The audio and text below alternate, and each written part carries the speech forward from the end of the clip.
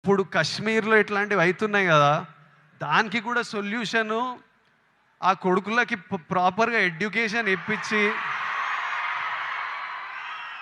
ఇట్లా brain wash కాకుండా ఏం సాధిస్తారో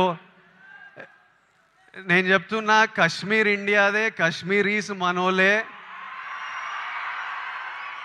నేను 2 years బ్యాక్ ఖుషి అప్పుడు కశ్మీర్లో షూట్ చేసిన.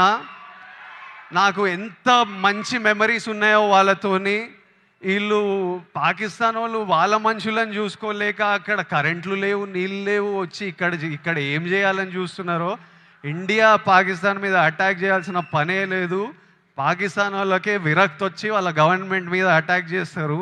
ఇట్లనే కంటిన్యూ అయితే అసలు 500 years బ్యాక్ ట్రైబల్స్ కొట్టుకున్నట్టు వీళ్ళు బుద్ధి లేకుండా, మినిమం కామన్ సెన్స్ లేకుండా చేసే పనులు.